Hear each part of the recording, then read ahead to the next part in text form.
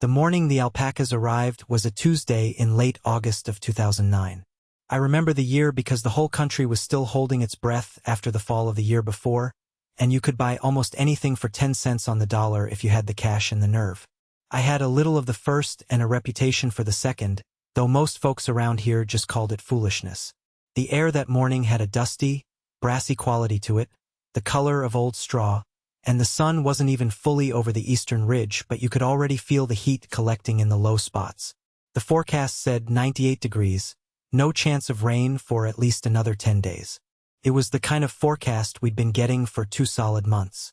The ground was cracked like shattered pottery, and the corn in the lower fields was already turning a brittle, defeated yellow. The truck that pulled in was a long, low-stock trailer pulled by a battered county vehicle. The seal of the Humane Society faded on the door. A young woman, barely 20, with a clipboard and a look of deep, professional exhaustion, got out. She didn't look at me, but at the dry pasture I was leaning against. "You're the one?" she asked, not unkindly. I said I was. She handed me the clipboard. 12 alpacas, mixed ages, all slated to be culled by the end of the week. The shelter was full, feed was expensive, and nobody wanted what she called pasture ornaments. The price was just the cost of the hauling, $120. $10 a head. I signed the paper. She didn't ask if I had water for them. In that county, in that year, it was a question you didn't ask if you wanted the animals to go to a new home, any home. They came down the ramp in a strange, silent procession, all long necks and big, dark, knowing eyes. They looked like creatures drawn by a child, all out of proportion but somehow making sense. They were thin, their fleece clotted with burrs and dust.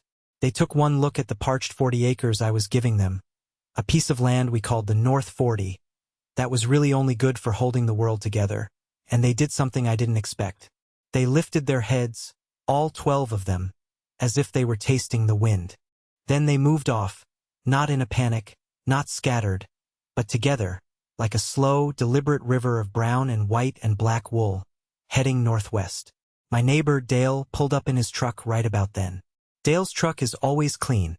A new 3/4-ton diesel that's never seen a muddy field. He keeps it that way as a point of principle. He rolled down his window, the air conditioning breathing a gust of cold, artificial air into the morning's heat. He looked at the departing herd of alpacas, then at me. He didn't smile. Dale isn't a man given to easy expressions. "Heard you were getting some zoo animals," he said. It wasn't a question. By noon the diner would have a version of the story, and by evening the co-op would have a better one. I just nodded. Seemed like the thing to do. He gestured with his chin toward the 40 acres of standing brown grass. "What are you doing with 12 alpacas on 40 acres of nothing?" he asked. "There's no water on that parcel. Hasn't been since your granddad's time. The well's been dry 50 years. I knew he was right. The well house, a collapsed stone structure at the far end of the parcel, was more of a landmark than a utility, a monument to dryness. "I know," I said. "I'm not farming," I told him before he could ask. "Just giving them a place to be for a while." He gave me a long look, the kind a man gives another man he thinks has taken a soft knock to the head. It's a look of polite concern mixed with the deep, unshakable certainty that you are wrong. "Well," he said, drawing the word out, "it's your money." He put the truck in gear and idled away, leaving a small cloud of dust to settle where he'd been. I stood there for a long time, watching the alpacas move steadily toward the northwest corner of the field. My wife, Martha, came out onto the porch. She had a cup of coffee in her hand. She'd been listening, of course. She misses nothing. "How many acres are we talking about?" she asked. It was her one grounded question, the one that always brought me back to earth. 40, I said. "The dry 40, she took a slow sip of coffee.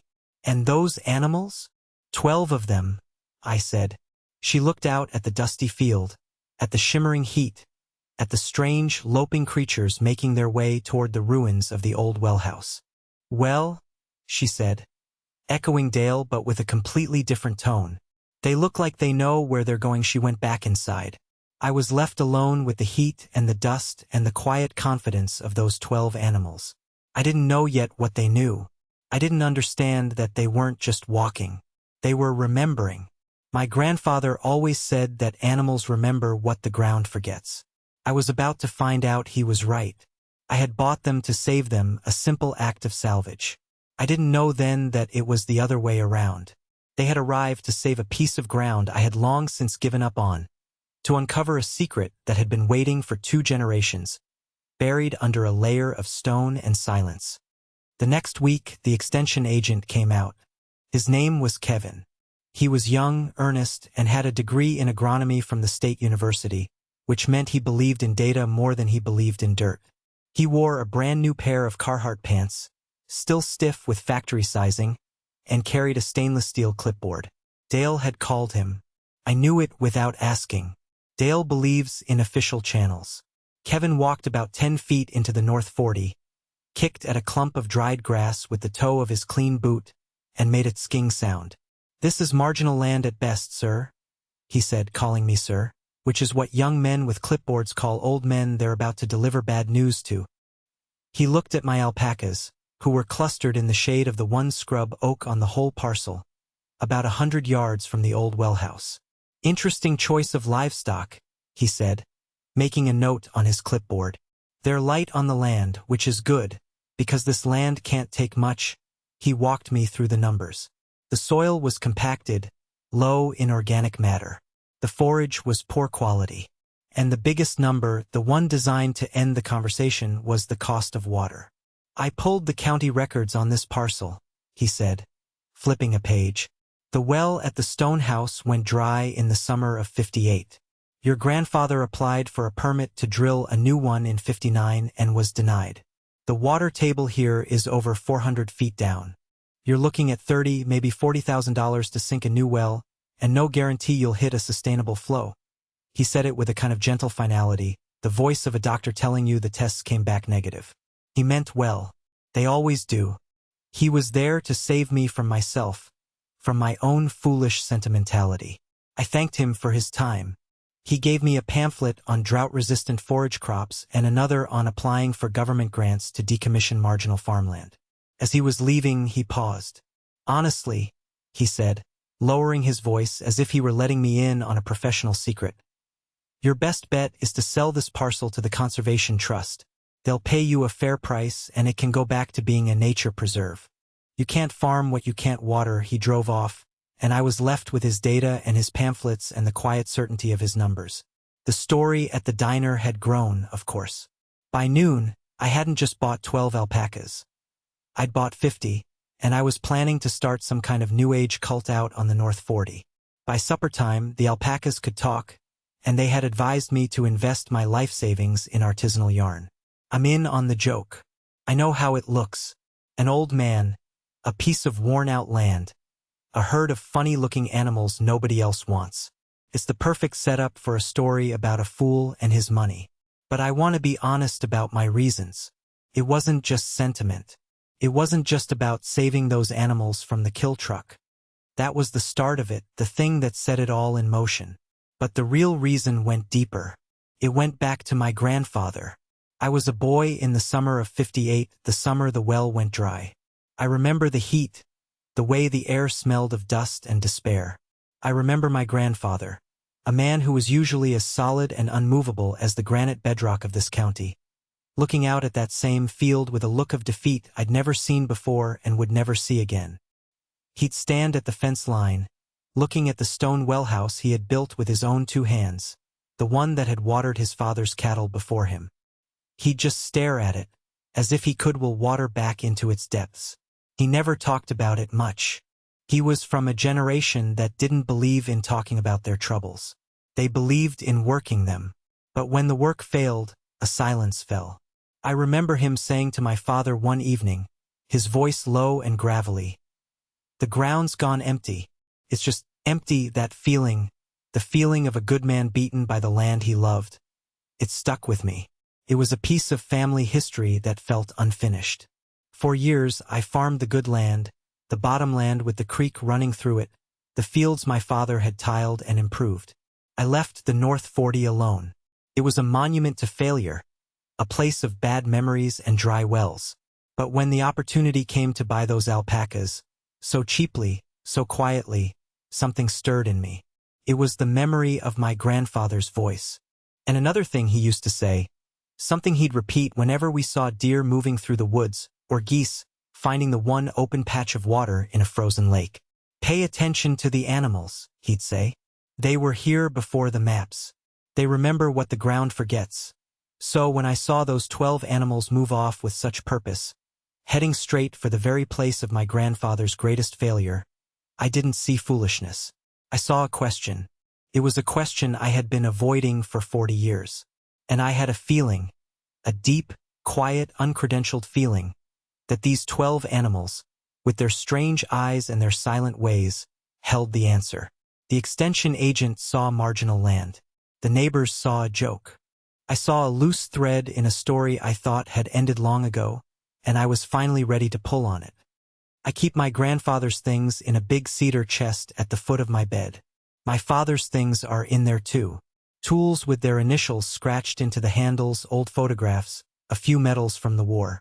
It's not a shrine, just a place to keep the parts of them that were solid. After Kevin, the extension agent, left, I found myself sitting on the edge of that chest. I hadn't opened it in years. Martha knows not to dust it. It's my place. I lifted the heavy lid. The smell of cedar and old paper and a faint trace of oil from a well-cleaned rifle filled the room. Under a folded flag and a stack of my father's flight logs from his time as a crop duster, there it was. It wasn't a big, leather-bound ledger like you might imagine. My grandfather was not a man for grand gestures. It was a small surveyor's field book, no bigger than my hand, with a soft, black oilcloth cover. The corners were rounded from a lifetime in his pocket. The elastic that once held it shut had long since crumbled away. I took it out and sat in the old armchair by the window, the one where the afternoon sun comes through. The pages were brittle, filled with his tight, neat, surprisingly elegant handwriting. He used a fountain pen, and the ink had faded to a warm brown. For years, this little book was his brain. Every page was a record of his life, of his endless, patient conversation with this piece of land. He recorded everything. April 10th, 1948. Planted the south field in corn. Soil temp 54 degrees. Sky clear. Wind from the west. July 3rd, 1952. First cutting of hay. 4 tons to the acre. Good clover this year. He drew little maps, diagrams of drainage tile he was laying, notes on seed varieties, prices for hogs at the market. It was the unwritten Bible of this farm. I'd read it before, years ago, but I'd always skipped over the last few pages. They were from 1958, the year of the drought.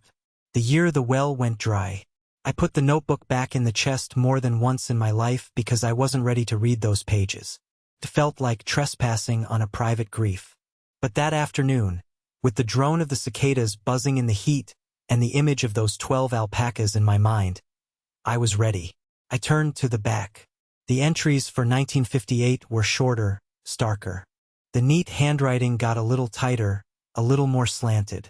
May 20th, 1958. No rain. Pasture burning up. June 15th, 1958.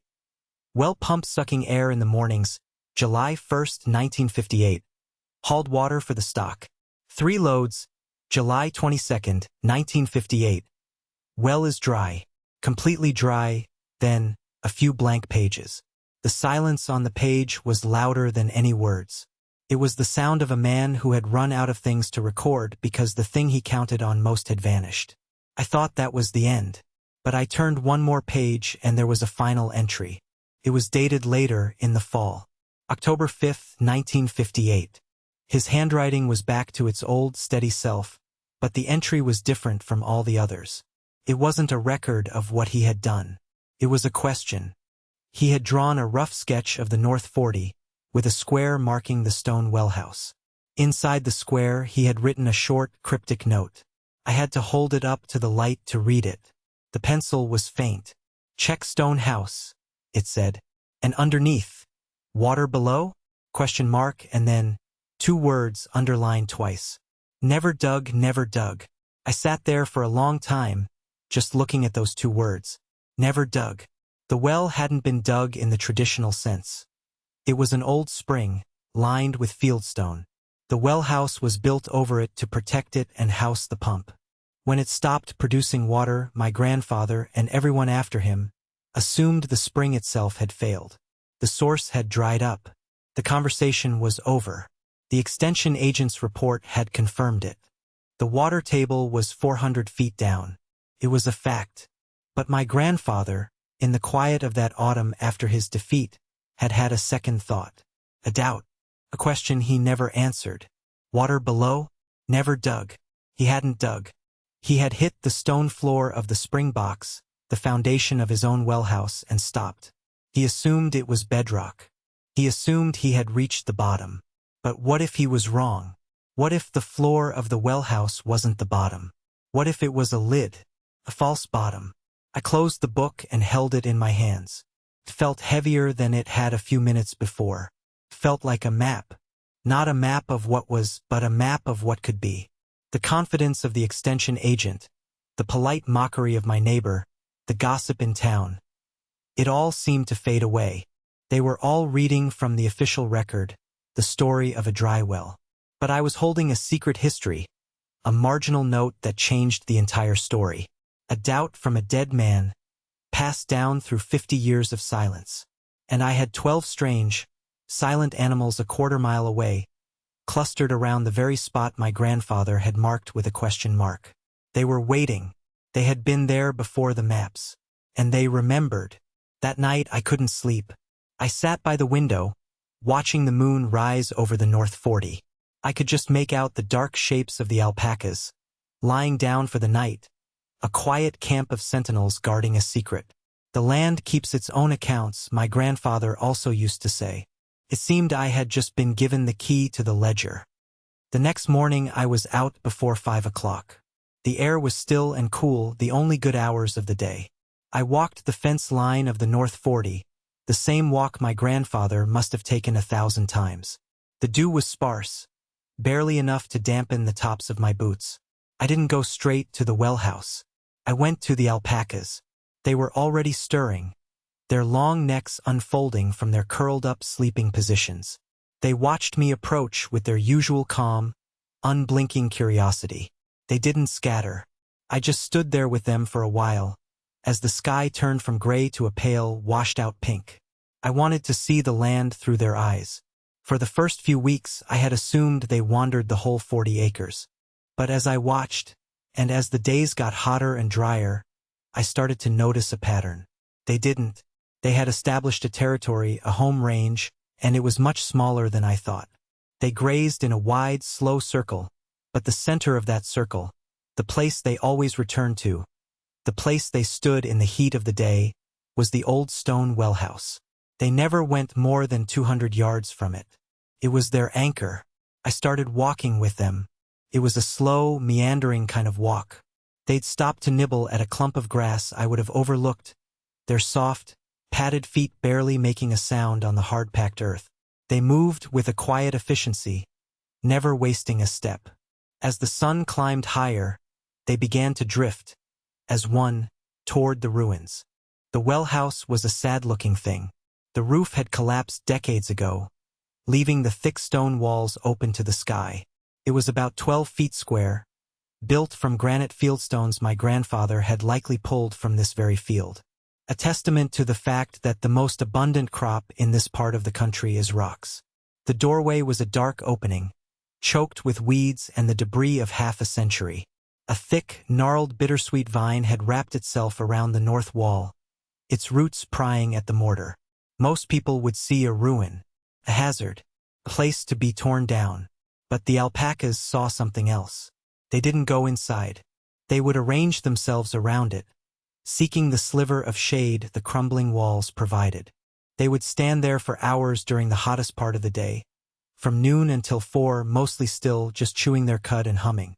That humming, it was a low, resonant sound, more of a vibration you felt in your chest than a noise you heard with your ears. It was the sound of contentment. But I started to notice it was different near the well house. Deeper, more constant. I spent the next week just watching. I'd take a camp stool and a thermos of water and sit under the scrub oak, 100 yards away, with a pair of binoculars. I was cataloging their behavior just like my grandfather had cataloged the rain and the soil temperature. They were giving me data. It just wasn't the kind you could put on a clipboard. The younger ones were more playful, but they stayed close.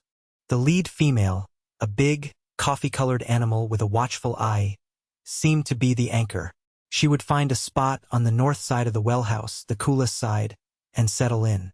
The others would follow her lead. One afternoon, I saw something that made the hair on my arms stand up. A young male, a yearling, walked right up to the choked doorway of the well house. It stood there for a long moment, its head cocked, as if it were listening to something inside. Then it lowered its head and gave a soft puff of air, a little snort into the darkness. It did this 3 times. Then it turned and walked back to its mother. It wasn't a random act. It was deliberate. It was an inquiry. Animals remember what the ground forgets. The phrase kept repeating in my head. What had this ground forgotten? That it had water. That it had life. The ruin wasn't a tombstone for a dead spring. It was a shelter. It was keeping something cool. The earth itself under that pile of rock and rubble was cooler. That's what the animals knew. Not with their brains, but with their bodies. With their whole being. The cool was drawing them in. That evening I went back to the barn. I found my grandfather's old tools. A heavy-duty brush hook, a scythe, a long-handled spade. The wood of the handles was dark and smooth from his hands. The steel was stained but sharp. He had kept his tools in good order. The next morning I didn't go to watch. I went to work. I started with the brush hook, clearing the weeds and thorns from around the doorway. The work was slow and hot. The sun beat down on my neck. Sweat ran into my eyes.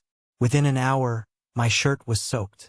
The alpacas watched me from a safe distance, a silent jury.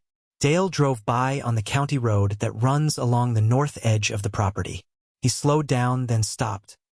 He just sat there in his air-conditioned cab for a minute, watching the old fool with the brush hook attacking a pile of ruins in the middle of a worthless field. He didn't wave. He just shook his head slowly and drove on. I didn't care. I was no longer trying to convince anyone. I was having a conversation with my grandfather. I was picking up a job he had started 50 years ago. I was finally ready to dig. Clearing the entrance to the well house took the better part of a day. The bittersweet vine had roots as thick as my wrist and had to be cut out in sections with a bow saw. Underneath was a tangle of lesser weeds and a thick mat of decayed leaves that had been collecting for 50 years. It was like peeling back the skin of time. By late afternoon, I had a clear path to the doorway. The inside was dark and smelled of damp earth and stone and something else, something faintly metallic and clean. It was cooler inside, a good 10 degrees cooler than the air outside. The alpacas had noticed my progress. They had moved closer, standing in a loose semicircle about 20 feet from where I was working, their humming a steady, low-frequency chorus. Felt like encouragement. The interior was filled with debris. The heavy beams of the roof had rotted and fallen in, creating a chaotic jumble of splintered wood, broken slate shingles, and 50 years of dirt and leaves that had blown in. It was a daunting task. I spent the next week clearing it out one wheelbarrow at a time. It was methodical, mindless work, the kind that lets your body work while your mind wanders. I'd fill the barrow, wheel it out into the sun, dump it, and go back into the cool darkness for another load. With each load, I felt like I was getting closer to something, excavating not just a building but a memory. The alpacas were my constant companions. They would watch me work, their big, dark eyes following my every move. Sometimes one of the bolder ones would approach the wheelbarrow and sniff at its contents before I could haul it away. They seemed to approve of the work.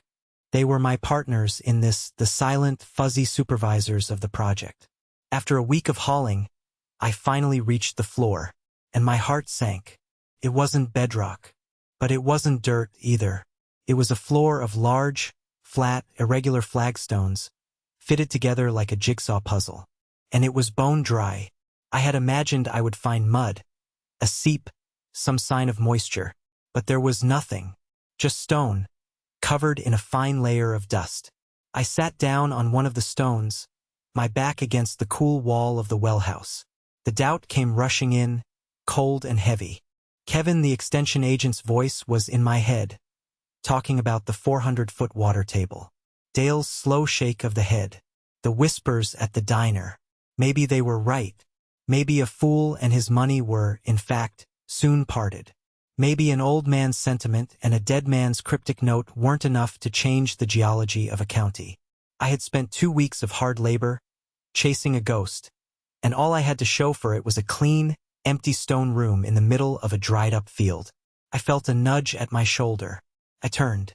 It was the lead female, the coffee-colored one. She had walked right up to the doorway and stuck her head inside. She looked at me, then she looked down at the stone floor. She let out a low hum. Then another alpaca, the young male who had snorted into the darkness, came and stood beside her. They weren't distressed. They weren't disappointed. They were just waiting, patient.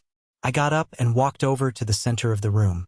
I stamped my foot on one of the large central flagstones. It made a solid, dull thud.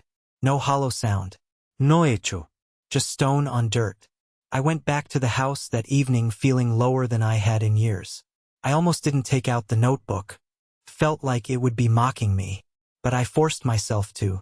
I sat in the same chair by the window and opened it to that last page. Water below? Never dug. I had fixated on the first part of the note. The question. But now, the second part, the underlined part, seemed to shout from the page. Never dug. He hadn't dug. He had reached these same flagstones. He was a man who built things to last. He had laid this floor himself. He would have set it on a level bed of packed earth and gravel. When his spring failed, he would have come in here, looked at his own solid handiwork, and assumed the problem was deeper, somewhere beyond his reach. He never questioned his own work. He never thought to look underneath the floor he himself had laid. He trusted his own construction too much. He never dug. I hadn't dug either. I had just cleared. I had stopped at the same place he did. The alpacas knew better. They weren't looking at the floor. They were feeling what was beneath it. A difference in temperature, a change in vibration, a resonance in the earth that the solid stone floor couldn't completely mask. They were listening to the ground, not looking at it. The next morning, I didn't take a shovel to the well house. I went to the barn and came back with a 6-foot steel pry bar and a 20-pound sledgehammer. The alpacas were already there, waiting for me.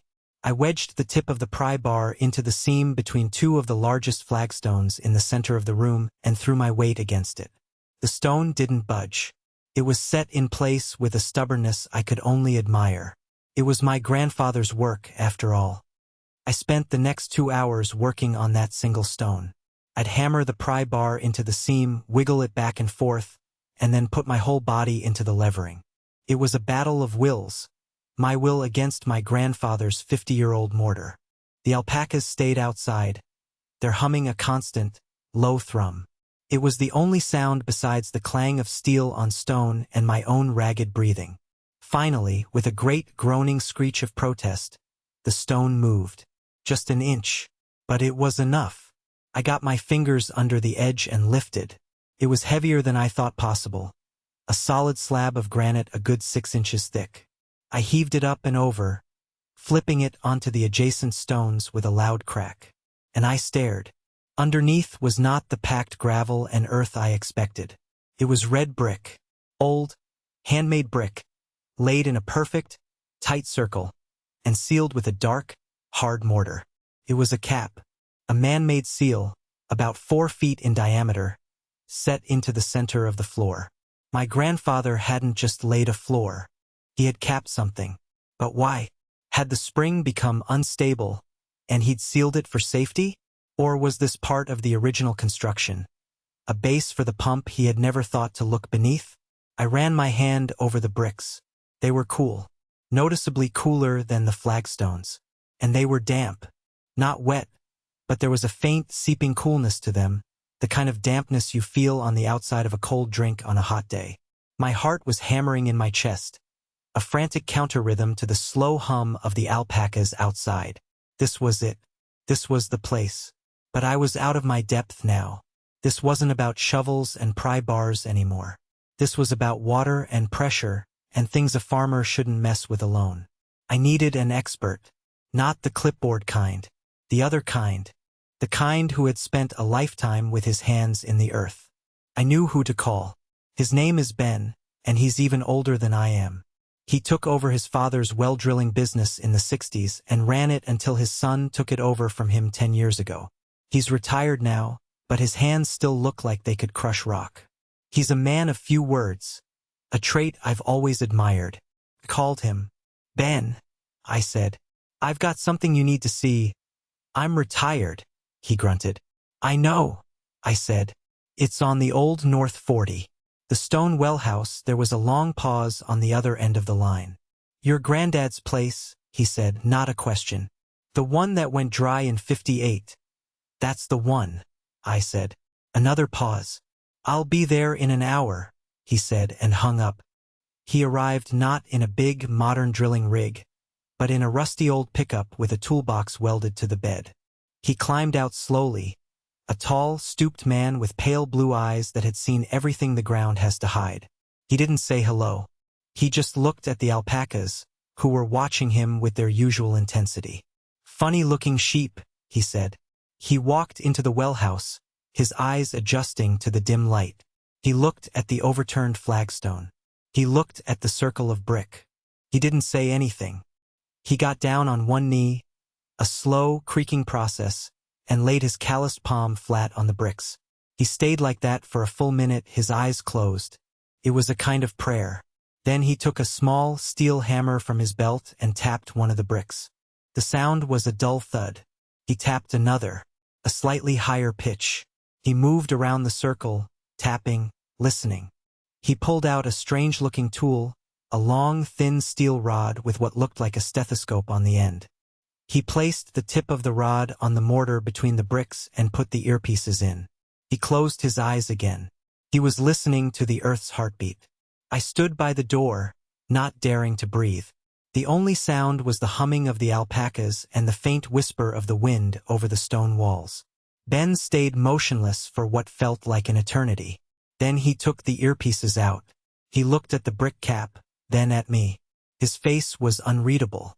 My granddad thought it was bedrock, I said, my voice sounding loud and foolish in the silence. He never dug. Ben didn't answer right away. He just stared at the bricks. He ran his thumb over the mortar. He went quiet. It's a particular kind of quiet, the quiet of an expert who has just encountered something unexpected, something that rearranges the known facts. It's the silence before the verdict. Finally, he looked up at me, his pale eyes clear and direct. This isn't a spring box cap, he said, his voice a low rumble. This is a seal. He paused, choosing his words with the care of a man who rarely wastes them. Your grandfather didn't build this to keep water in. He built it to hold it back. He pointed a thick finger at the center of the brick circle. Under this, he said, is an artesian spring. A good one, I'd wager. Under pressure, he looked around at the solid stone walls. This well house wasn't for a pump. This was a pressure chamber. He was trying to regulate it, not draw from it. When the drought came in 58, the pressure likely dropped, the flow slowed to a trickle, and he thought it was gone for good. He never broke the seal because he thought he was at the bottom. He stood up, groaning slightly. He wasn't at the bottom, Ben said, a rare, small smile touching his lips. He was on the lid. He looked at me. Your grandfather wasn't wrong. He was just too good a mason for his own good. Then he said the word I had been waiting 50 years to hear. There's a substantial amount of water down there. Exceptional for this ridge. The next few days were a blur of controlled excitement. Ben's son arrived with a small, specialized drilling rig, not to drill a new well, but to tap an old one.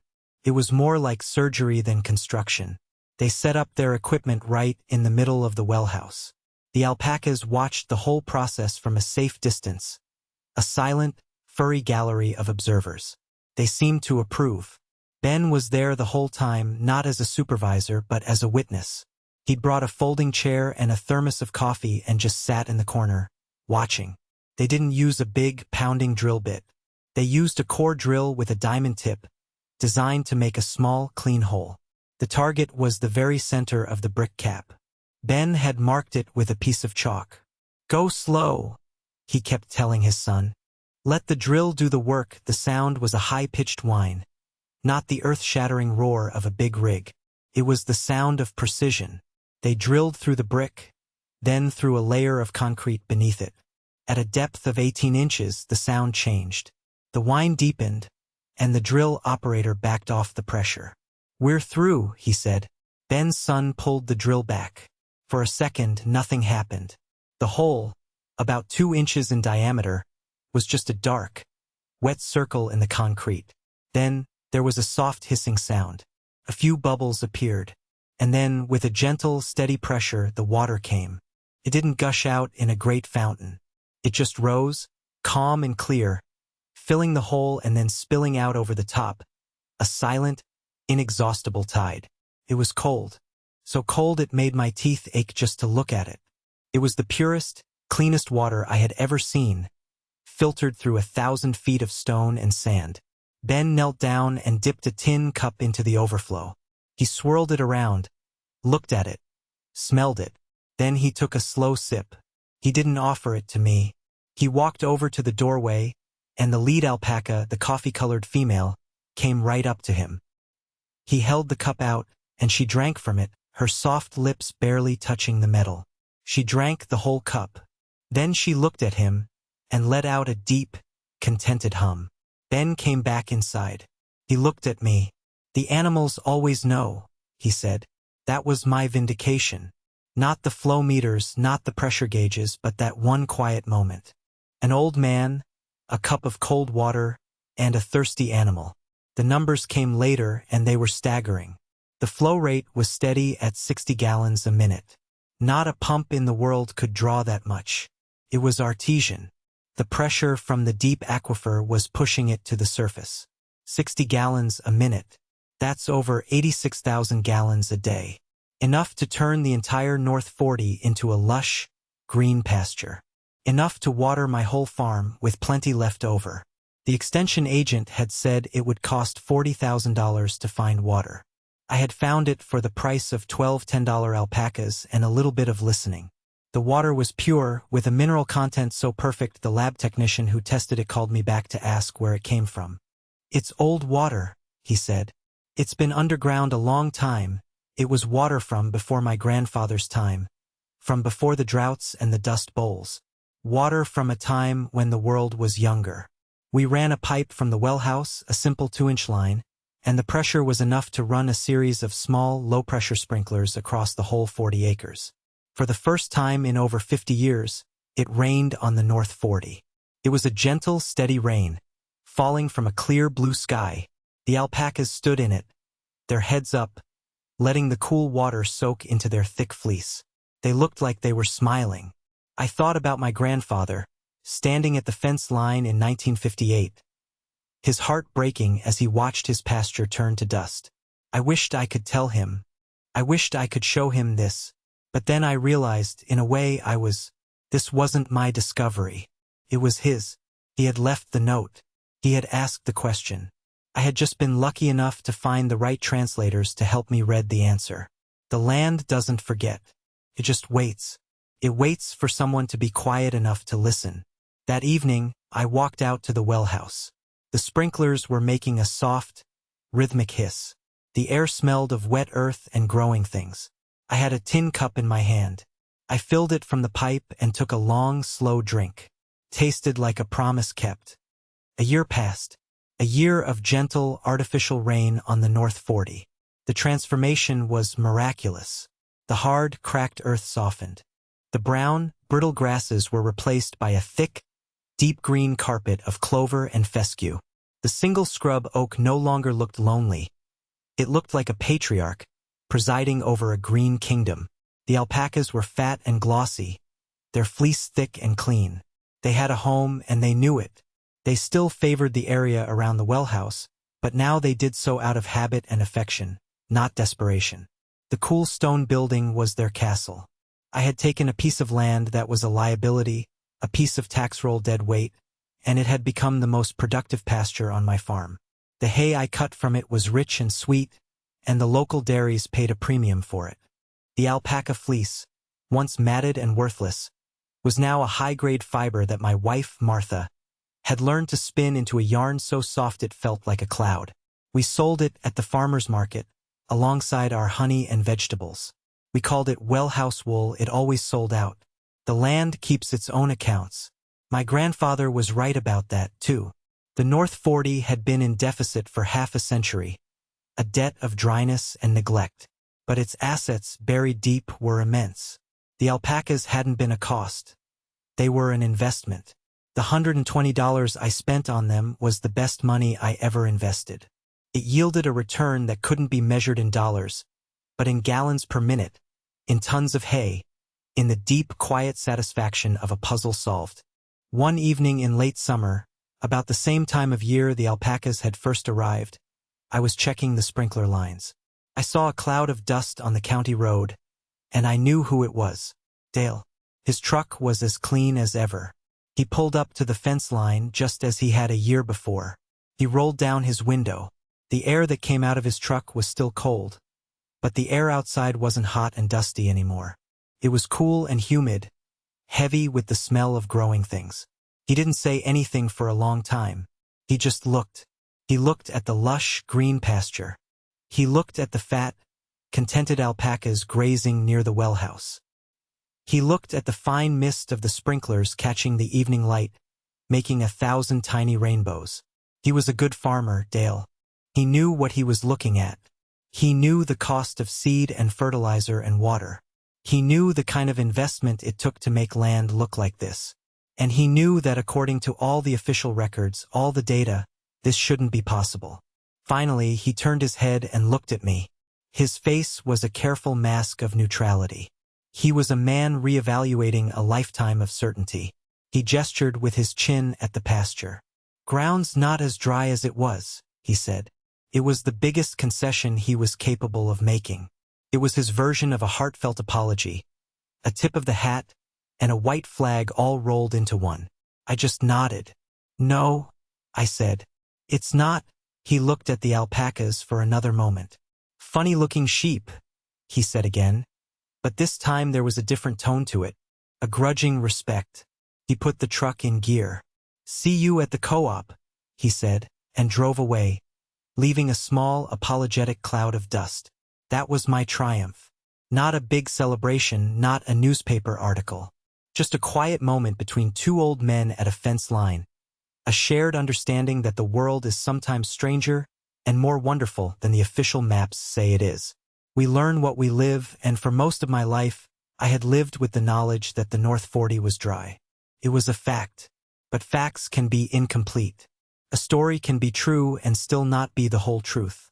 My grandfather's doubt, written in a shaky hand in an old notebook, was more powerful than the county's geological surveys. The instinct of 12 abandoned animals was more accurate than the data on an extension agent's clipboard. The lesson, I suppose, is about the difference between looking and seeing. For 50 years, we had all looked at the North 40 and seen a failure. The alpacas came and saw a promise. They reminded me that the land is not a machine. It's a living thing with a memory that runs deeper than our own. You just have to be quiet enough to listen. You have to be willing to trust the knowledge that comes not from a book, but from the ground itself. You have to be willing to believe that a dying man's question can be a gift, and that sometimes the most foolish-looking investments yield the greatest returns. Animals remember what the ground forgets. They remember the deep, slow pulse of the earth. And if you're lucky, if you're patient, they might just show you where to dig. If you've got your own piece of dry ground, your own forgotten wellhouse, your own story of listening to something the world has dismissed, I'd like to hear about it in the comments. And if this story meant something to you, subscribe. There are more stories buried in this ground, just waiting for the right time to come to the surface.